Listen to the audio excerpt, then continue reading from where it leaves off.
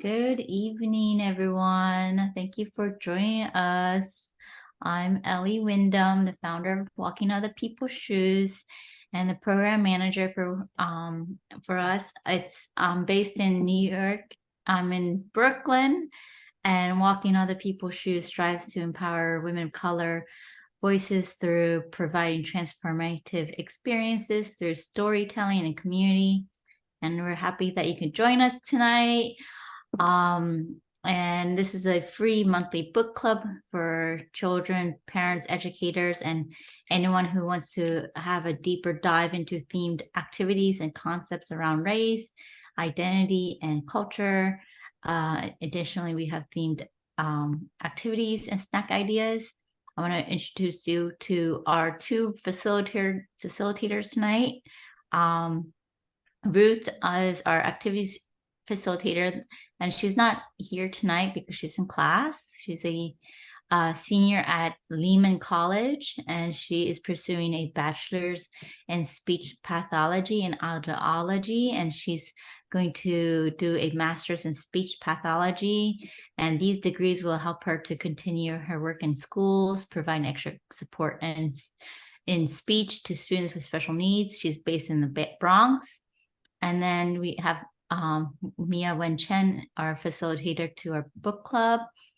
She blogs on parenting, children's books, and education at pragmaticmom.com. And she's also the co-creator for the Multicultural Children's Book Day. So we'll start with the introduction of the monthly book. Yay! Thank you for coming. I can't believe it's November already, right? November 2nd, even, not even the 1st. So we're celebrating Native American Heritage Month. And also, I just wanted to mention that Multicultural Children's Book Day, we also give away free books. And right now, it's our sign-up period. So if you just go to our website, I'll put it in the chat. There's like a sign-up form to be a reviewer. And you can just sign up and get free diverse books in exchange for a review. You can just post, like it has a short review. You can just post it to social media or to Amazon or to Goodreads. If you're a teacher, you can just simply show how you use the book in the classroom, just like a photograph. So we're hoping that we'll get a lot of reviewers this year, and please help us spread the word. So for this month, I picked Just Like Grandma by Kim Rogers, and it's illustrated by Julie Flett. And Kim Rogers and I are both in Soaring 20s, which is it's kind of a picture book club or a picture book group where basically it's just a group that helps promote picture book authors. And I joined it more recently. I think she's more of a early member.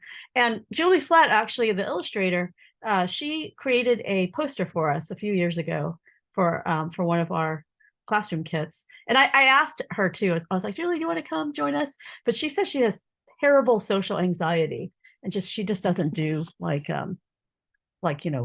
speaking book events. So, but I love her illustrations. And so for my giveaway, I always like to find like Native American companies. And so I found this one, and it is maple syrup that they made themselves. And then this is maple butter, which is maple syrup and butter, actually. So looks delicious. And I'll send that out with the book winner for today. And they gave it to me really packaged up with a lot of bubble wrap. So hopefully it will be completely intact when it arrives at the winner's doorstep. And so one, I guess, criticism or feedback from just in general from Native American authors is that, a lot of kids in general think that Native Americans are a thing of the past. Like they just think it's, teepees and, they don't exist anymore. And so that's why it's so important to have, children's books that show contemporary Native Americans. And so and there weren't so many before. So I chose this book because it is both showing Native American culture and in a present modern day, very much so actually. So I mean, and it's like it's the kind of thing where you're like, oh no, kids don't really, but like literally my own children, when they were in elementary school, middle school, they didn't think Native Americans existed. So I mean, it's like I was just like, it's pretty prevalent, and I had to be like, what? Like, why do you think that? And it's just, I think, because they just, didn't get exposure. Like, they didn't see books about that, and they didn't know anybody. And then their only real exposure was like to Plymouth Plantation, which is a field trip that they take in elementary school. And that really shows, that life during the Pilgrims. And so, everyone's in costume. So, I guess that's part of the problem. But so this book is an antidote to that, just like Grandma. So I picked a few pages to spread and to share. And this is published by Heart Drum. And this is a publishing imprint that focuses on Native American Indigenous stories. Okay, so we'll just get started. On the steps of a house at the end of the street, Becca watches Grandma bead and bead buckskin moccasins. More than anything, Becca wants to be just like Grandma. Let me try, Becca says. Grandma hands her thick thread and a thin needle. Together they bead until the sun dips below the tree line, and Grandpa calls them in for corn soup.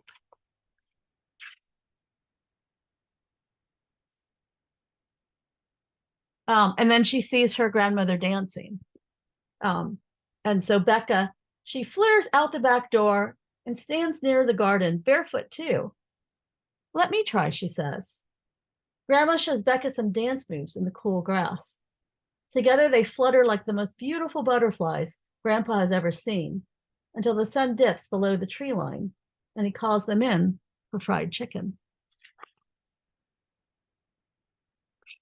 Inside Grandma's studio, Becca watches Grandma paint and paint a colorful sunrise. More than anything, Becca wants to be just like Grandma. And so Grandma, anytime Becca wants to try something, Grandma's right there to show her and teach her. And then the tide turns, or like then we see sort of like a very modern, interpretation. Inside a house at the end of the street, Grandma looks out the window and watches Becca all alone with her ball. Grandma sprints outside and stands next to Becca. Let me try, she says, and Becca shows her the place she's been practicing for basketball tryouts. More than anything, Grandma wants to be just like Becca. And then we see Grandma learning how to play basketball, and here Becca is trying out for her basketball team, and she does great. She makes the team. Together they high-five until the sun dips behind the gym, and Grandpa takes them out for pepperoni pizza. They all laugh and eat and celebrate Becca's win. On the steps of a house at the end of the street, Becca knows that she's just like Grandma, beading, dancing, painting, winning, playing, eating, celebrating, spending time with her grandpa too, together. And Grandma knows that she is just like Becca. So I'll give you a close-up of some of the illustrations. Sometimes Julie has a more of a collage style, but this seems like it's like, both painterly and collage. But yeah, she has the most beautiful illustrations. So Danielle says that she signed up for Multicultural Children's Book Day as a reviewer. Thank you, Danielle. And that she loves the cover. And that Angeline Booley is an amazing Native American author from Michigan. I think I have heard of her. And she says the book is heartwarming. And I love grandparent, excuse me, and child stories, as I didn't have grandparents. And my daughter, my oldest, when she grew up, she, like, all the grandfathers had passed away like a long time ago. Like my husband's biological father died when he was 3, and my own father died when I was in college. So she had grandmothers, and she had grandmother, almost like adopted grandmothers, but she didn't have any grandfathers. And when she was like 2 or 3 years old, she was like really sad about it. She was like, I miss grandpa. And we're like, you never even met grandpa. I mean, like, they've been dead for a long time. But she was really sad. She missed grandpa. And I feel like her whole life, she kind of went through and found grandfather figures and had them adopt her. So yeah.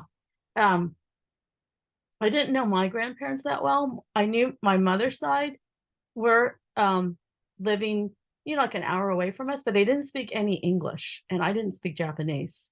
So we would see them, but there was quite a language barrier. And then my father's parents were in China, and China was closed at the time. And like, you couldn't even get letters in and out. So I totally can relate to, I mean, like, it just seems so great to have this like warm grandchild connection. And I love books about that too. And I think if you have it, then it makes you nostalgic. And if you don't have it, it just makes you appreciate it. And I think there's lots of people out there who like would willingly be like a stand-in, adopted, be happy to be adopted as a grand parent figure. So that is very nice. Ellie also said, me too, I don't have grandparents. Yeah, so yeah, I love that this has so many layers to the story. It's a grandparent story. We learn a lot about Native American culture, and the author, let's see, we'll learn more about her. She is an enrolled member of the Wichita and affiliated tribes. And Julie Flett is a Swampy Cree and Red River Metis author and artist. So I know that you're supposed to refer to their tribe instead of like a catch-all, but sometimes I just don't remember. And sometimes it's multiple, like in Julie Flett's case. Okay, so I think Ellie gave me screen sharing capability, and Ruth was kind enough to make us a video. So let me find that. And we'll start. Hi everyone, this is Ruth from our Multicultural Children's Book Club. It's a pleasure being here with you all, even though it's virtually. As you guys know, I'm taking night classes, which will be ending in December, and then I can join you guys in person. Well, Yay. in person, there's right, live through Zoom. So as always, I'd like to share how beautiful and amazing the book was. And I know I say that every time, but all of her books, it's just all so wonderful in their own way, right? I think that this book had beautiful illustration, the beautiful message about role models and the importance that they have and the impact that they can leave in our lives. Go ahead and meditate as we go throughout our activity. So what I would like for you guys to do before we get started is just take 1 or 2 minutes to go ahead and grab some. Sorry, it has some slight lag. Blank white paper, or it can be a notepad or construction paper, something of the sort. Now we need the writing utensil, so that can be a pen.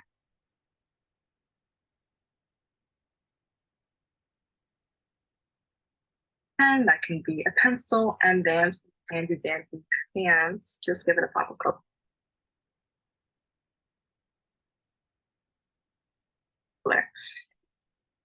Just to give you an idea what we're doing. I'm sure you guys already know. So Ellie's gonna pause me really quickly, and then you guys can give her a thumbs up or let her know in the chat when you've got answered. What Ellie's gonna do, or Mia, is just quickly share the link for our Jamboard, which we're gonna do again today. I think it's just an amazing way to connect. For some of us who maybe are not so comfortable speaking, you can go. You can write it out, or we can use technology to converse. And I think it's a beautiful way to include everyone. So you guys can go ahead and click on the link, and I'm going to share my screen really quickly just to guide you guys through it. So the first part we were going to discuss is who is or was a role model in your life and why, right? So in the case of the story, it was the grandmother, and her granddaughter learned so many things from her, from like dancing and just being kind overall and giving and sharing. She learned how to feed, she learned artwork, and those are all beautiful things that I'm sure she will carry on for the rest of her life, and just beautiful memories she'll have. But then she would also show, if she has any children or maybe just family members, that she would like to show them what her grandmother has shown her, and just carry on maybe some of those traditions or things she's learned. So for me, an important role model is my grandmother, my abuela Doña. She is an amazing woman. She raised 5 kids, has 12 grandchildren, and 6 great-great-grandchildren. And anytime any of us have ever gotten sick, she's taken time to go bring us remedies, soups, foods, and sometimes maybe they may not be the best. They might not taste the best, maybe they smell a little bit, funky because some things that she's put in there, but she did it with such a loving heart and with such beautiful intention, right? And I think intention is always one of the most important things. So what Ellie's gonna do is she's gonna go ahead and she's gonna pause me to just give you guys 3 to 4 minutes, quickly discuss who is or was a role model in your life and why. And I know maybe they might not encompass or the, grandma, grandpa, mom, dad, maybe it could be an uncle, and aunt, great aunt. And, and that's fine. You guys can go ahead and share that. That's also important as well. And always remember, here we have a little sticky note. So maybe if you don't feel comfortable sharing, you can go ahead and write who and why on a little sticky note. You can save it, just type. You can just type and save. And you can also go ahead and write the name of that person. For me, like I said, that was my abuela Doña, and she's on there. Doña is a respectful way of saying elderly woman in the Dominican Republic, and abuela is grandmother. So that's what we call her, or abuela Doña. So you guys can go ahead and take some time to do that. And Ellie will go ahead and unpause me once you guys are done. Ellie, do you have that link? Or we can just use the chat. Wait, I think you're muted, Ellie. Sorry, I forgot. Yeah, we can use a chat since it might be easier. But yeah, I guess who is, well, I can start with who's my role model. My coach, she helped me to train for this 100-mile race, but she trained me for my 100K race as well. And I was able to, learn a lot from her, from all my training with her, because, she founded a all-women's group in Williamsburg and Brooklyn. And she's an art therapist, so she has like a background in therapy.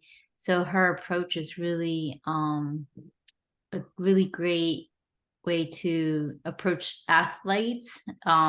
Sometimes hard love is what coaching has been, but she's more a different kind of approach on the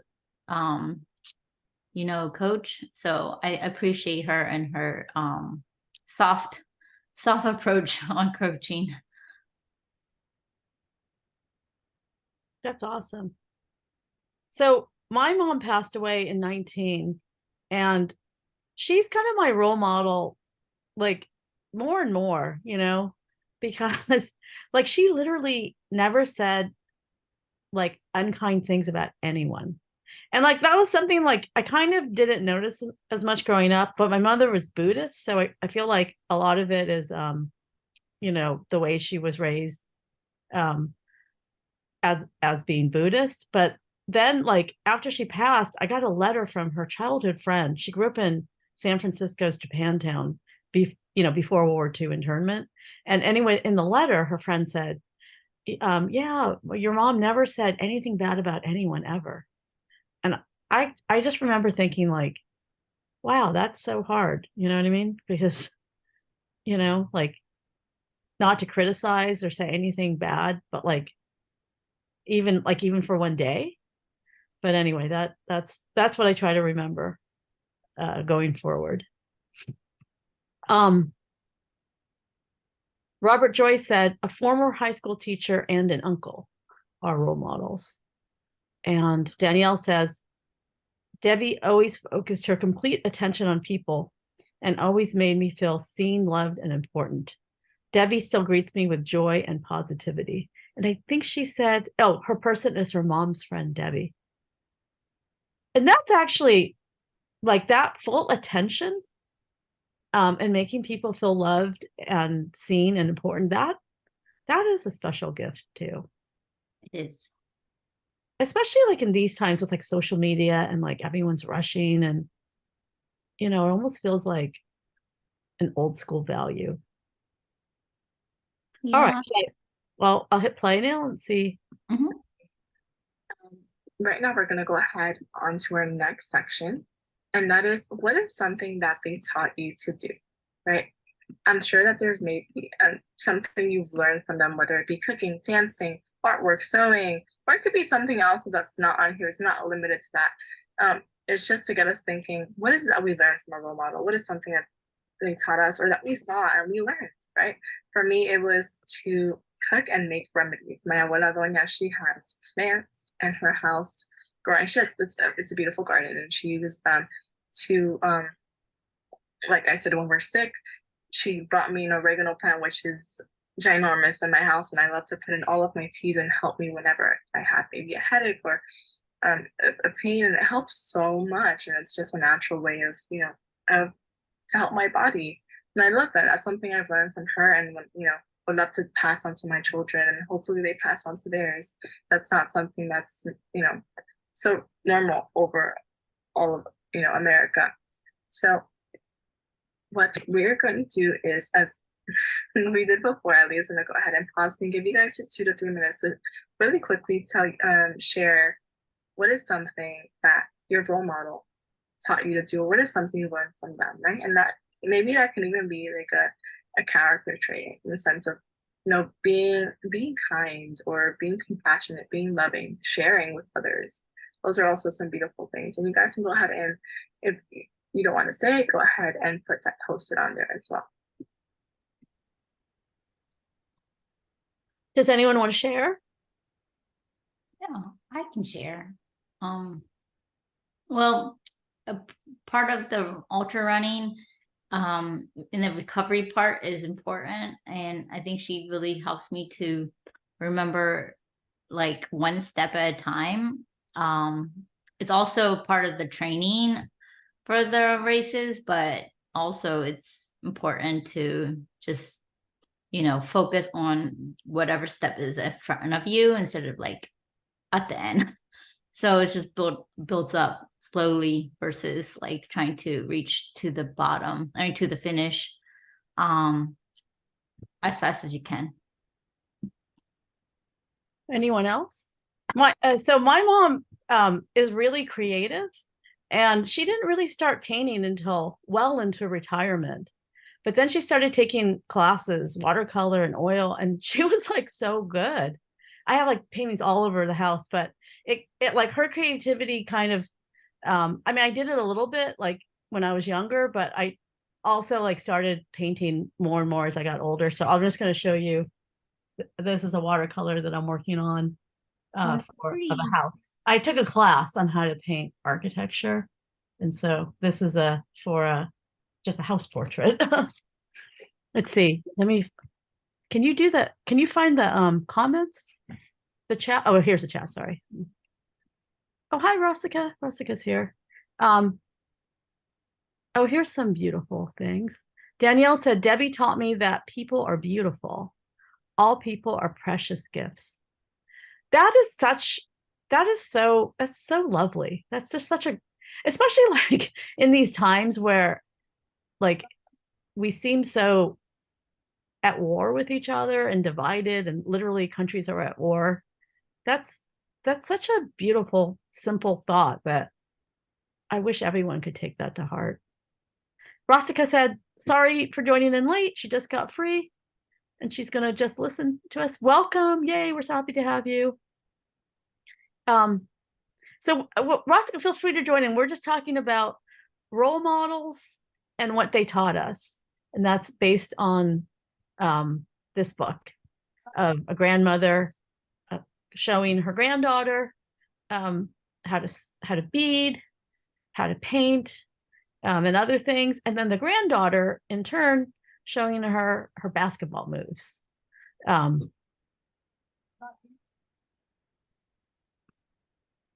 right. Does anyone else? Or I'll continue playing.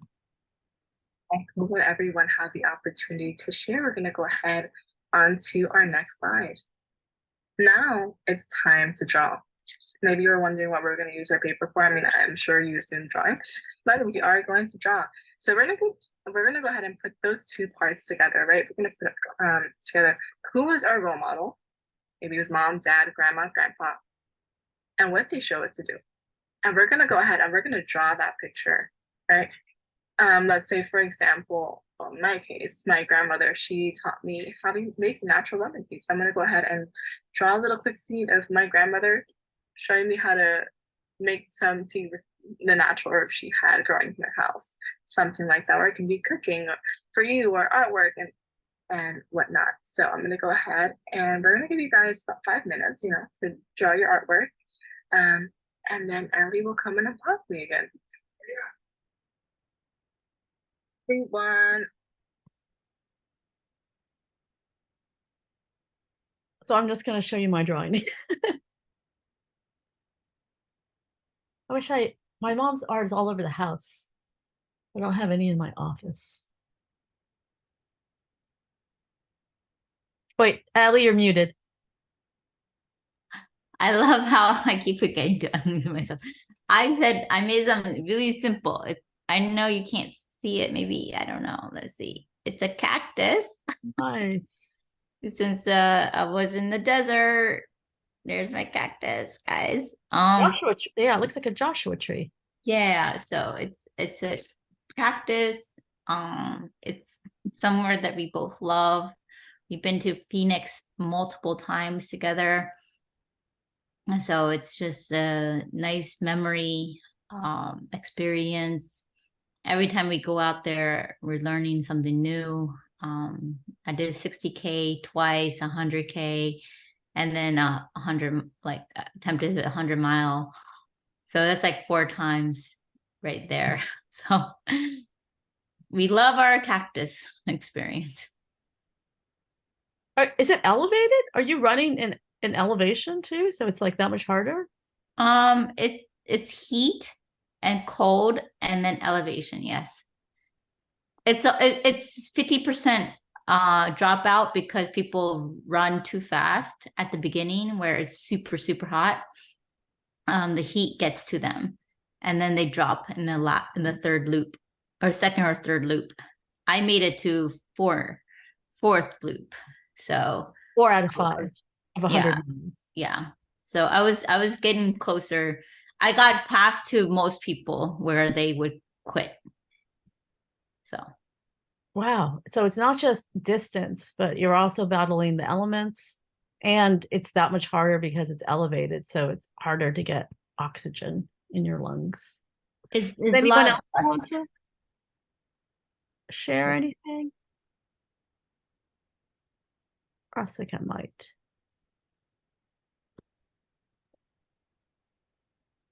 but I'm inspired by you, Ellie. Like, not, I mean, like, I wouldn't have tried any of those things, but the fact that you're going to try again, like this experience of 30 hours straight, not just being awake, but literally running, has not deterred you. You're not like, oh, that was good enough, I'm done. You're like, Yeah. I'm going to come back next year. And this Yeah. will be my 5th time.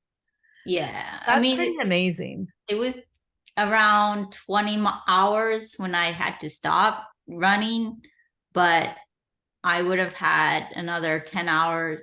I mean, 10 hours, almost 10 more hours to finish. Less than 10 hours, actually. It would have been like, 10. I had a less than 10 hours to finish my last marathon and a half, so 30 miles. But, I think it taught me not to think failure, like looking at success differently, success meaning not just to finish the race, but success to finish the mileage I covered, and then also the training in it, because that's like 5 months of training. That's lots of time and energy. Yeah. All right. So, Rasika, do you want to share something, or I can keep playing? Like, we can have you share like a little bit further as well. Hi, I'm sorry, I don't have light at my place, so it's okay it's okay if I just talk about.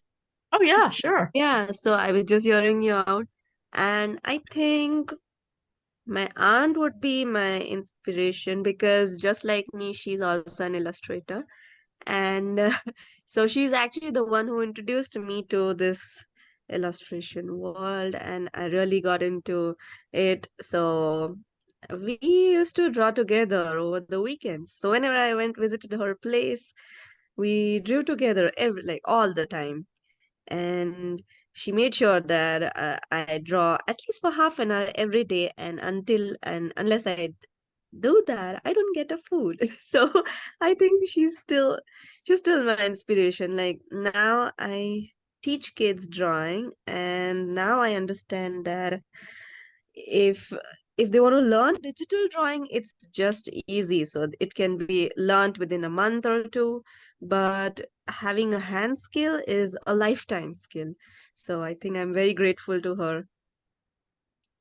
That's amazing. I'm glad she encouraged you and just got you in the habit of making art every day, because that's not easy to do, to be in that mindset.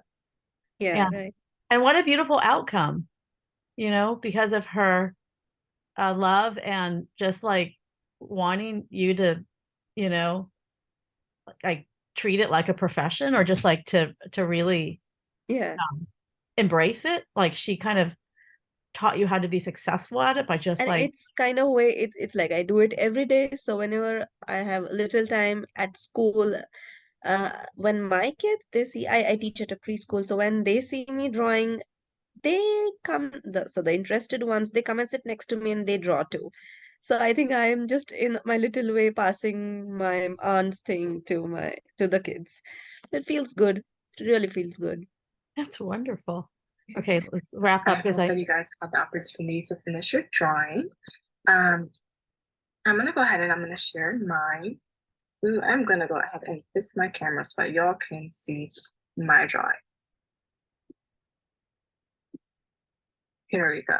So I drew myself over here. I am taller than my grandma. By the time I was 8, I was taller than her. She's a tiny old lady, but trust and believe she's gonna let anyone bully her or tear her down because of her height.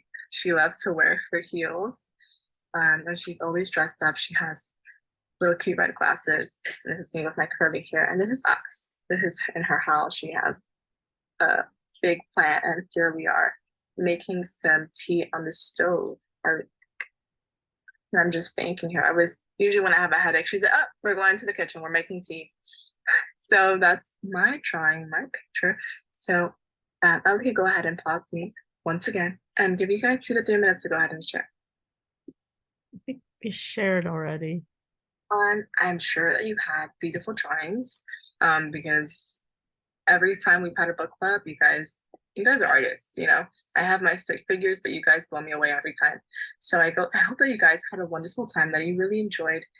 This maybe, you know, you can, if your role model lives near or close to you, maybe you can give them this drawing, you know, maybe you're like, oh, this is not the best thing ever, but trust me that any little drawing, it means the world. Sometimes some of my students, they give me drawings and I might not understand what it is, but it means the world to me because I know they had me in mind.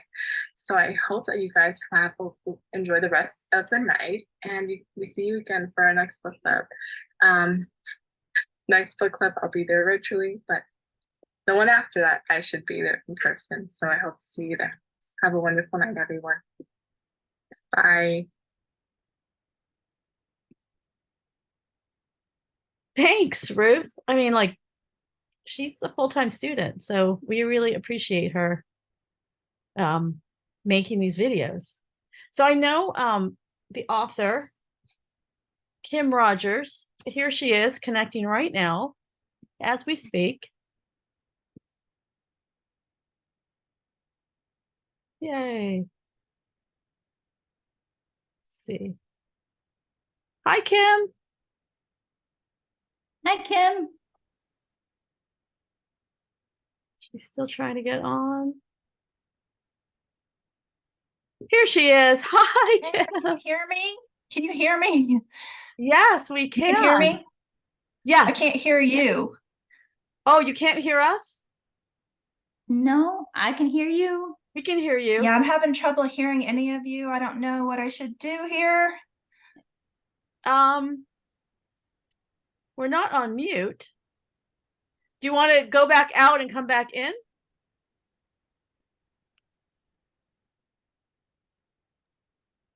Oh, we have to type it to her, I think. Do you want to come? Oh, you got that. Maybe I should log back in. Me log back in. I'll cut. Okay, I'll do that.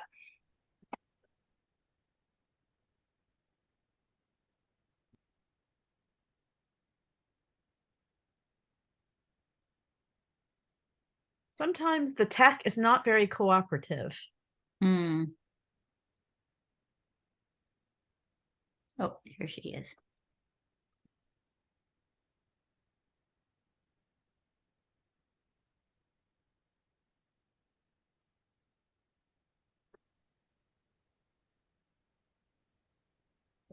If not, we can just say it and type it. Hi, Okay, can you hear I us can now? hear you now. Yay! Hi. Welcome, Kim. Welcome. Thank you so much for having me.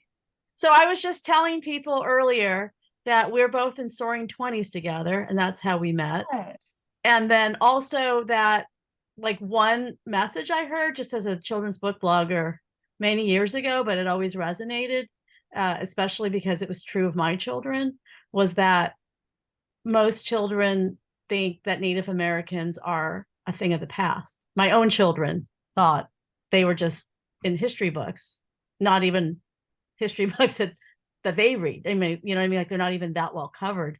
And that, so there was a real need for all kinds of stories that showed contemporary life. And so I was just wondering, the story behind the story, was that something that you had in mind when you decided to write this story, or what was the inspiration for you when you sat down to create this beautiful book? First off, as a child, I never saw myself in a book. And that was always really hard growing up. And then as an author, I didn't even think I could write these stories that people would want to even read them. And so when Heart Jump came along, that's such a wonderful opportunity for Native authors. And then as far as this book goes, I was thinking about my grandmothers, especially. I had these really great relationships with all of my grandmothers. My grandma, my granny, and my great-grandmother. I actually got to know my great-grandmother. She passed away when I was in middle school. And so that was just a really rare thing. And so because of these special relationships, I wanted to write a book that shows the bond between a granddaughter and her grandmother. I hadn't seen many of those books, and I really wanted to show that relationship off. And Also, in my Wichita culture, intergenerational relationships are so, so important to us.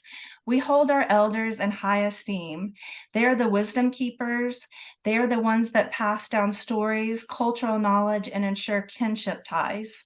And so I wanted to honor all of them. Yeah, that was beautiful. We talked in our own discussion about in our art project about role models and grandparent like multi-generational relationships. And a lot of us didn't have the benefit of like relationships with our grandparents, and but like picture books, they can bridge that gap, you know what I mean? So if you didn't have that, you can still see that and feel that warmth.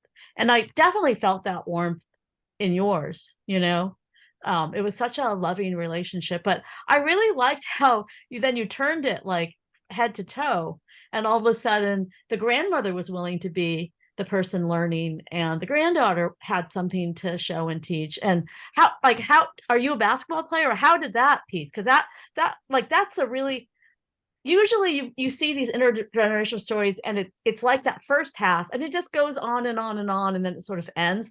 But yours had this really interesting flip. And I loved how it's like all generations can teach each other if they're willing to learn. And so I just wondered, like, how did you get that genius idea? Well, when I was younger, I didn't play basketball on a team, but we did have a basketball goal and we always played outside. And so that was a lot of fun. And as far as thinking about elders and role models, I was thinking about how kids can also be role models as well to adults. We can learn so many things from them, especially like if you think about electronics. My kids know more about, iPads and laptops and all of those things. And so they've taught me a lot about that, even doing presentations and all that, things I didn't know. So we're always learning things from our children. They learn from our elders, but we learn from them as well. And I wanted to show how important they are too to elders. So that's why, yeah. So for me, like, I love learning about new cultures through food. And you did a really lovely job of sort of lacing in corn soup and fried chicken, pancakes, beans and fry bread. So like not everything was like, oh, I didn't know they ate, corn soup or even like fried chicken. Like that's so universal. Like what were you is that something that you shared with your grandparents, those type of meals, or what were you trying to convey? Like Most definitely. I was trying to convey that we are contemporary Native people. We, straddle one side, which is our Native heritage, and then the American heritage. And so we are doing all the things that are contemporary. We are celebrating our traditions as well as celebrating American traditions as well. And my dad was the best fried chicken maker. He made fry bread and beans. That was a huge thing that he made. But fried chicken was a big meal that we had in my family. And so I wanted to highlight those things. And also the pancakes. We had pancakes for dinner with my family. We also had breakfast for dinner, biscuits and gravy and eggs. This is basically the South where we live. And so we had all of those things. And then it's funny, when I read the book out loud, I can't help, my mouth waters every time I say fried chicken. There's just those two words I love those words because they elicit such an emotional response, because a lot of us grew up eating those foods. And I think that this story, even though it's a Native story, it's a universal story. It's a celebration of our grandparents. It's a celebration of food. It's a celebration of Native culture. And what I'm saying to you as a reader, if you're not Native, I'm saying pull up a chair, come sit with us, come read with us, come eat with us. And you're also saying, like, look, we're very similar. Like, you guys play basketball, or you love to watch basketball. Like, look, we play basketball. Like, that's right. You guys like fried chicken? We love fried chicken. Like, oh, you haven't had fry bread? Hey, you should try it. It's like delicious. Yeah, come to my house. Like, I'll make some for you. Food. You'll love it if you. And I love how it's this open door, because, for those of us who don't have access to people that celebrate that from that from Native American tribes or celebrate that, it sometimes it just feels like, it's not for us, or, we don't have access to it. But I love that. I was also talking about Julie Flett. I had invited her to come as well. And she just said, "Oh, I have social anxiety." And like, that's like being in front, just like speaking is Yes. not my thing. But she was kind enough to illustrate one of our posters years back. And we just like, she's an incredible illustrator. And I just wondered, like, what was were you like I know in my own experience, sometimes I have a little bit of ability to give feedback to the illustrator, and sometimes it's strictly through the editor. What was your experience with the illustrations and like your feedback loop? Well, my editor is always the person who sends me everything that the illustrator does. So she sent me Julie's initial sketches, and I looked at those and then gave some feedback. And then she sent me the final, well, it was almost final, the first pass, I guess, as you call it. And there was a snowstorm that was about to hit Oklahoma. And so I was going to the grocery store trying to get all the necessities that I needed for this snowstorm. And I looked on my phone in the car and I saw that my editor had emailed me, and she said, "Kim, you need to sit down before you look at this." And I thought, oh no, I want to look at it so bad in my car. This is driving me crazy. I want to look at it so badly, but I made myself wait. I went and got all my groceries and I sped home, and I opened it up and I cried because it was just so beautiful. It's just this magical thing when you have a author's words that join with an illustrator's illustration, and it fits so perfectly well. I mean, it just was serendipity. And so I was just so thrilled and happy to see all those pictures. And my agent called me, and we were both, basically in tears because it was just so beautiful. Julie's work is incredible. Had you seen a lot of her books prior to her? Yes, I had. Even before I started writing children's books, I was reading her work. And then when they said Julie Flett, she would love to illustrate your book, I was like, oh my gosh, what an honor that is. I was thrilled. Yeah, it's beautiful. Gorgeous. So her work is stunning. So I love that page right there. It's like, it's almost reminiscent of The Beating, right? It is, definitely. And then the dancing all coming together. It's just so gorgeous.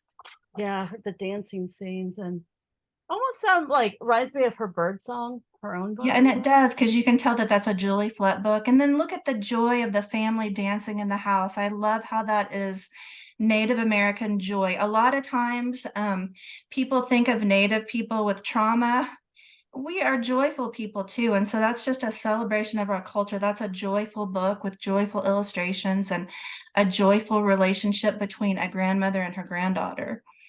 And that's like a perfect segue into, like, could we get advice? Like, a lot of us here, we're allies and we want to be respectful and, celebrate Native American Heritage Month. But a lot of times we're like, okay, we don't want to mess up. Like, we know we're not supposed to, say this word or that word, or we're supposed to refer to the tribe, or, you know what I mean? But I love how yours is a sort of an open invitation and has so many layers for us to connect to. But what kind of advice would you give us, just as just humans, allies, of like, what can we do to celebrate or to spread the message? Like, what messages do you want us to spread? How do you want us to spread it? Besides, of course, buy her book, check it out at the library, yes. Reserve it, give reviews, Goodreads, Amazon, tell everyone, because I think, supporting Native American authors is definitely an easy way that we can all relate to. But besides that, what else can we do? Those are all such great things, Mia, wonderful things. First off is learn the history of this nation. Learn who was here first. Learn whose land you are on, what tribal nation's land you are on. Celebrate us by buying our books, just like you said. Buying Native art also. Go to museums and see the artwork that Native creatives have created.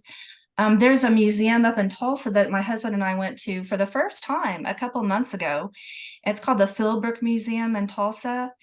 And there's beautiful Native American artwork scattered throughout that museum. You can find it in all kinds of places. Just look online in your town and see where you can go and celebrate that. Also, buy Native American music. There's a lot of Native artists that you can look up online and celebrate that way as well. And celebrate us all year long, not just for Native American Heritage Month. We are Native 365 days of the year. And so I think, you know, as writers, as authors, as readers, we all need to celebrate one another. I want to learn about other cultures too, not just my own, but I think it makes a better, more empathetic world if we all learn about one another. If you have any links to share, like for Native American artists or that, I would love to, because honestly, like I went online, like when I do the giveaways, I always try to honor and find Native small businesses, and it's like it's hard. I mean, like I can always find a website that has a bunch, but it's like, what can I get that's like I can mail that I don't have to buy like $1,000 worth. There is a really great Native owned store called 8th Generation, like the number 8 spelled out, 8th Yeah. Generation. I buy a lot of gifts from them and send those to people, like blankets and mugs and different things like that. That's a really great place. It's spelled out 8th, like EIGH, how do you spell it? EIGH, however you spell 8, 8thgeneration.com. Oh, eight. Yeah, that's it. Yes. Or 8 or 8th. I think it's 8. Okay, well I think maybe it's we 8. can find the link afterwards, and we Yeah, can I'm find so it. sorry. I don't. No worries. Okay. But I think that's a good example though in terms of Yeah. accessibility, that sometimes we have the best intentions, but it's hard to find. So one way to elevate it is to find the places and to tell people and give the links, because I think a lot of us Somebody would just like put to, it I up. mean, like, Yeah. like, you know, like who doesn't love maple syrup that's actually, you know, like truly from the tree, you know what I mean? That's delicious on pancakes, you know, like, and I didn't even know that Native Americans have a business where, because that's very New England. So like, you know, we find it here in Massachusetts and in New Hampshire. Like it's, you know, it's like a New England thing, but it was new to me, but I'd be happy to buy more, you know, because I want to support, you know, Native American small businesses. And I didn't even know there was maple butter. Like where we live, I can find like maple candy, maple syrup, but I didn't even know we have apple butter, but I didn't know we had maple butter, but it looks delicious and it would be, I think, so great on like toast or pancakes. So that is my giveaway. And last year I found a water bottle that had Native American art. It was a Swell bottle and it was a special collaboration. So I was like kind of psyched because the book giveaway was water protectors. So it was like, I was like, oh my God, it's so perfect.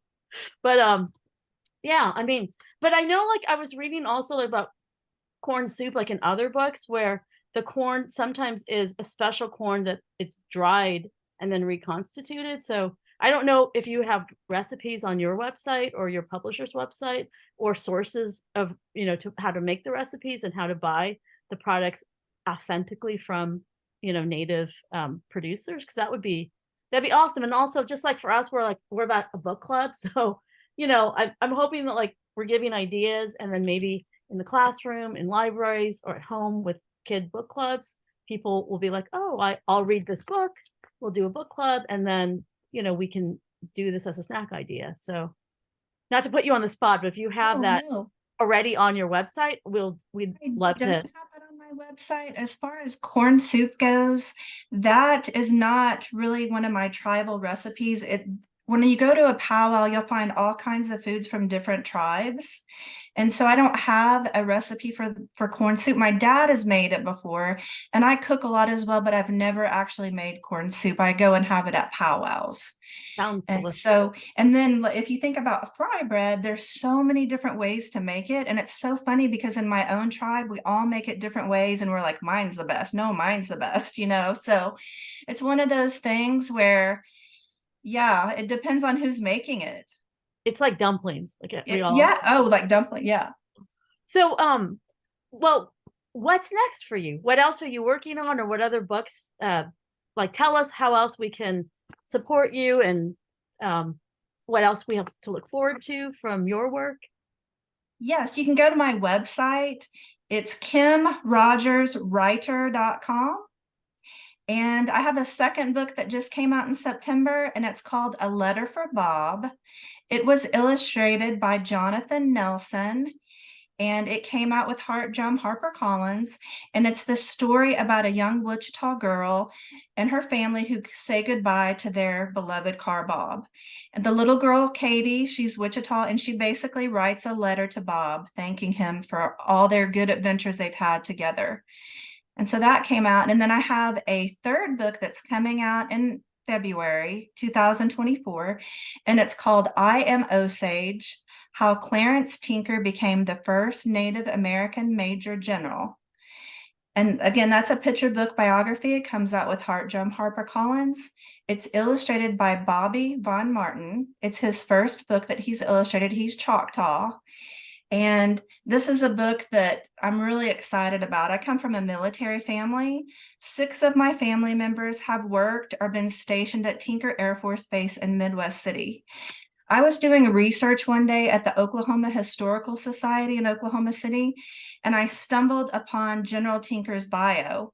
And I found out that he was Osage, and that Tinker Air Force Base in Midwest City, a huge Air Force base, was named in his honor. I did not know this information.